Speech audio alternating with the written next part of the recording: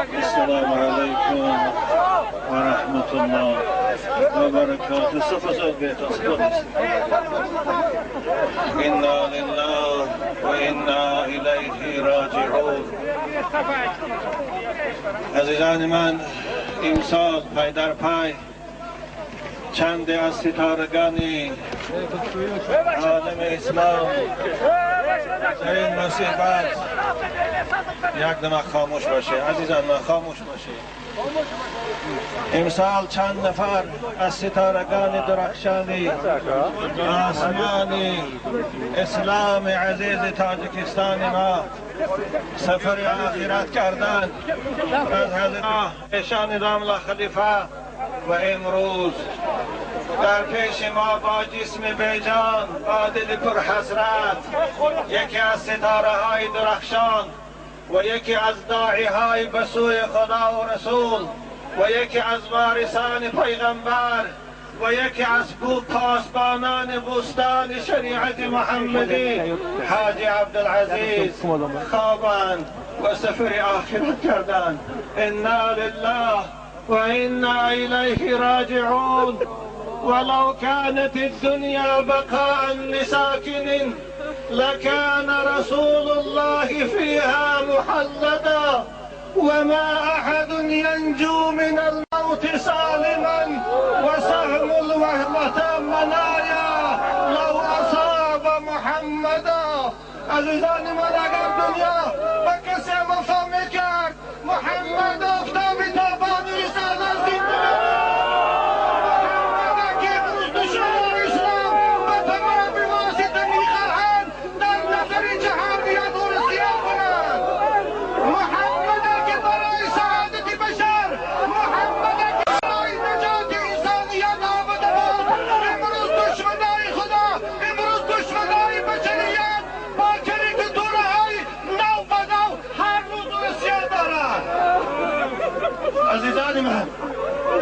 این محفله که شما جمع شده فقط بر خاطر عبدالعزیز نیست، به خاطر اظهار براءت از دشمنان اسلام است،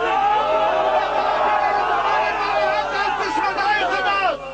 امروز دیدی استادم در سرزمین فلسطین کودکای به صاحب 3 ساله مسلمان بمب باران شدند، اما ما خاموشیم. من در زمین شما فریاد میکنم، با تمام آواز ندا میکنم، گوید مرگ به دشمنان اسلام، خوبیای ملعون، مرگ به یاران جمعچه ها شد، مرگ به کسانی که از سیاستی این دشمنای بشریت طرفداری میکنند. امروز عزیزان من، امروز ملا عبدالعزیز به همون مرگه که محمد چشید، به همون تیره که سینی محمد شکاف شد، سینه‌اش خونالود شد، دل او پرخون والا این است بشوبه خاموش شوان و پیش پیغمبر رفتی صحبه.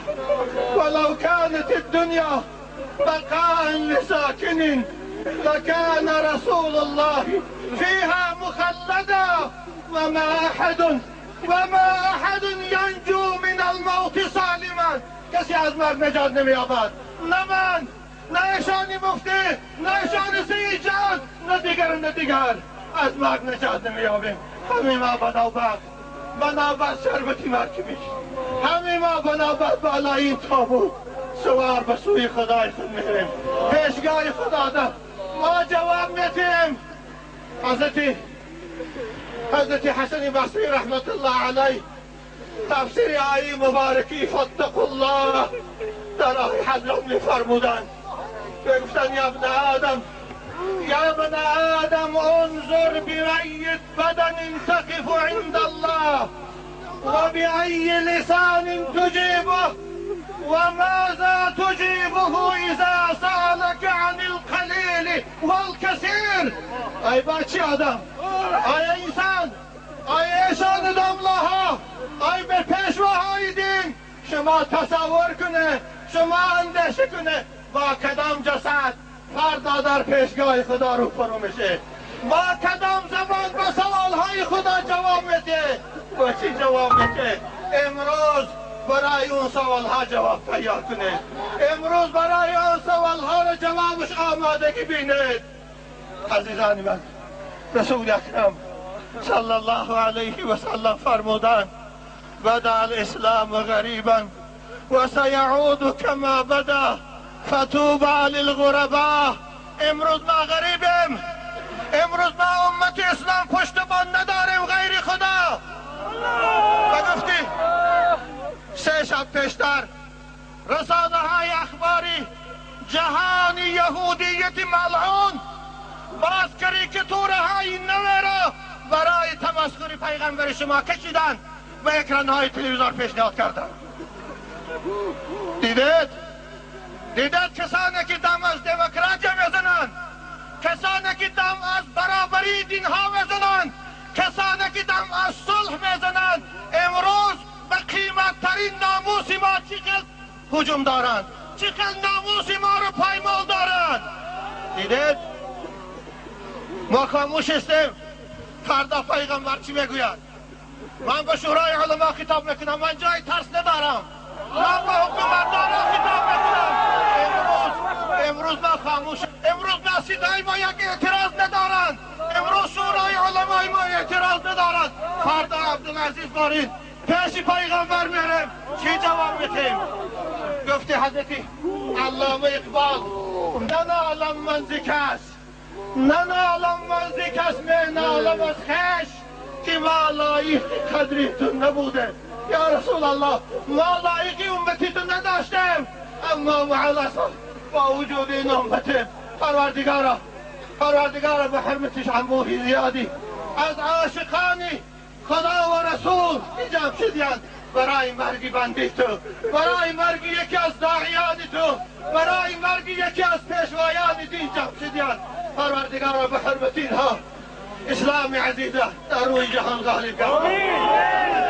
قانون اسلام در تمام عالم حاکم گرد. پروردگارا دشمنان اسلام خواه داخلی باشد خواه خارجی. عزیزان من، من دیگر چیزی گفتنی ندارم، اما از شان مفتی همچون پیشوای شورای علما خواهش میکنم که جنازه عبدالعزیز که برای ما هم فرزند است در شاگرد، هم مریدان و هم وصیت خودشان وصیتی وقت لحظه های آخرشان را به فرزندان اگر راضی باشن جنازه را من میخوانم. لیکن اینجا میبینم حضرت استاد داملا محمدی حضور دارند. رسول اکرم میگه من اما قوما و فیهم من هو خیر. در یک قوم مردم ایش جمع شوند، از اونها یک بهتره باشد، اگر آن بهتر مونن دیگر امام شود، اونها لم یزالو فی سفال. این حدیث صحیح است. اگر وارثان مرحوم راضی باشند من جای خود نشان راضی باشند، شما راضی هستید؟ عزیز الله محمدی استاد تبارکان خانه تبارکان خانه حضرت ایشان مفتی